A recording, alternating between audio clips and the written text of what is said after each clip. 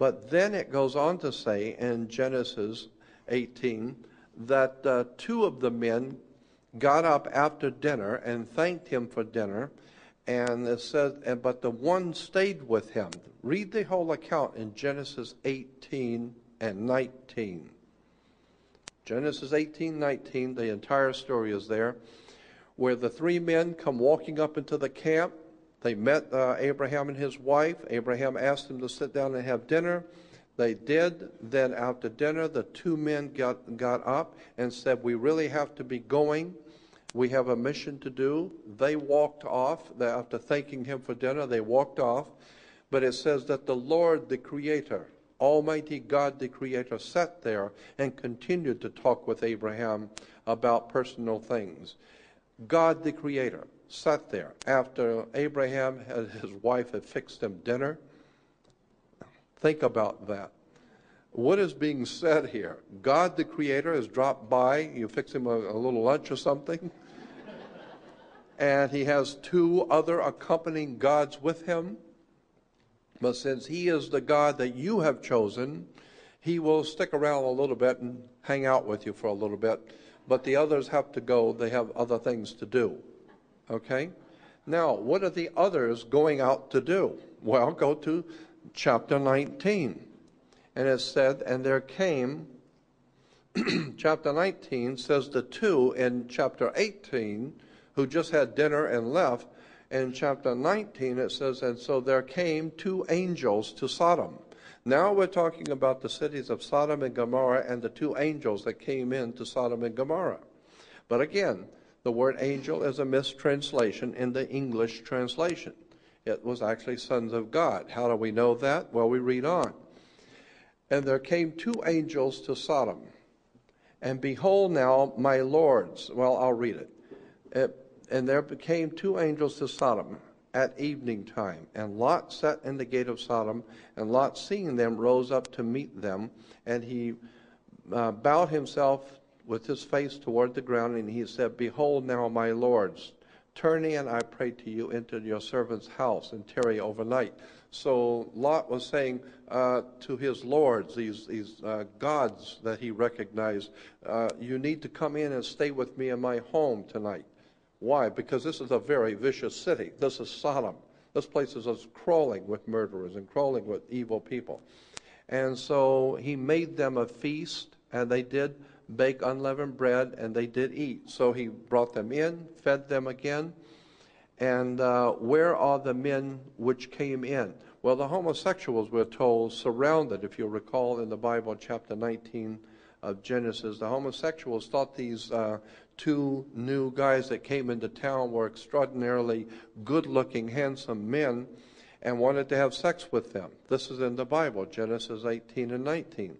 And it says, and the angels then said to Lot, the homosexuals said to Lot, where are the men that came into you? Where are they? Where are your guests? We know two guys have come in. We saw them. Where are they? And of course, if you remember the Bible story, Lot offers to make some kind of a concession with the homosexuals and give them his daughters, but they're not interested in the women. They want the men. And it says, this is Bible. This is Genesis 19. But the men, these angels, who were good-looking, handsome men, said, put forth their hand and pull Lot back into the house and shut the door. Then the men smote the men that were out at the door outside with blindness. And the men said unto Lot. So what happened in the Bible story is that the two angels, or the two sons of God, who had previously been with Abraham having lunch, now were having dinner with Lot in Sodom and Gomorrah. They pulled him back in when he was trying to keep the homosexuals at bay. The angels came out, the sons of God came out and said, Lot, come on back in the house. We'll take care of this. And it says that they struck the whole town with blindness, so that they run around. The people ran around town. They couldn't see anything. They were blind. All I'm saying is that in the case of the angels or the sons of God who came into the daughters of men, or in Genesis 19 where the homosexuals see these men, good-looking men, I could never imagine how some hideous creature from another world could talk a woman into bed. But I could imagine some good-looking, handsome man possibly doing so. So it makes sense to me that these sons of God must have been very handsome and brilliant men who were able to do supernatural things, who were able to capture the imagination of women and of other men. And then here we're seeing that the homosexuals are now attacking these sons of God as good-looking men. The point I'm making is we've got alien visitors here, the gods who look like men. If I'm right, if there's anything to all of the ancient Holy Scriptures talking about the same thing, then what I'm saying is that they may still be here. We may have among us today what the ancient Hebrews call the sons of God, the Nephilim, the rephahim, the ancient ones who look like us. The two men in Sodom were the same two men that were with the Lord previous with Abraham. Now, in Hebrews 13, this is New Testament now. This is not Old Testament. This is the Apostle Paul saying in the book of Hebrews 13:2. He said, "Let brotherly love continue," 13:1, "and be not forgetful to entertain strangers, for thereby some have entertained angels unaware." Again, the word is not angels, it's sons of God. But the point is that the Apostle Paul is saying, don't forget to entertain people and men when you meet them. Don't be unkind to people. Always be courteous and kind to everyone, because some have entertained sons of God unaware. Meaning that if there is, in fact, sons of God, which I am totally convinced there is, and if they are here with us, you never know. You might be sitting next to one and you don't know it. And if you're unkind to him, that may go bad with you later. So the idea was always be hospitable, because you don't know who you're talking to. And I said to an audience one time in Beverly Hills when giving this presentation, I went out on a limb, decided to do it. I said, this very day, I am telling you, I am an angel. I am a son of God, and I have come here to give you a message. I wasn't, but I was just saying that.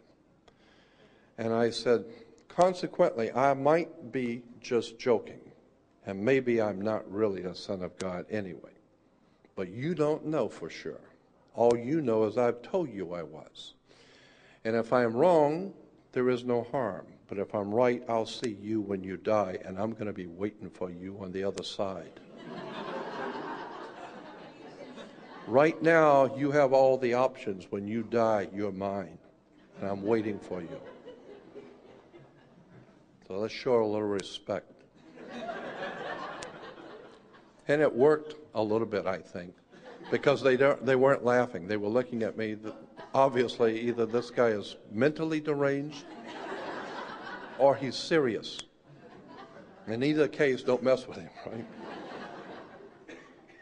So anyway, I'm just saying that this is Christian theology. In a book referred to as Heroes with Divine Blood, now we get into this holy blood, holy grail. Zechariah Sitchin, Lord, what's his name? Lawrence Gardner. The holy blood. Wow, what a profound and pregnant subject that is. What are you talking about, holy blood? Well, this is what the kings of the world have always claimed, that they have a divine right to rule the human race. And I, for one, being an American, I reject anyone who says they have a divine right over me. As an American, there is no divine one over me, but the high one who rules in the heavens. No man, no Anunnaki, no God who will present himself to me do I bow my knee to ever. Period.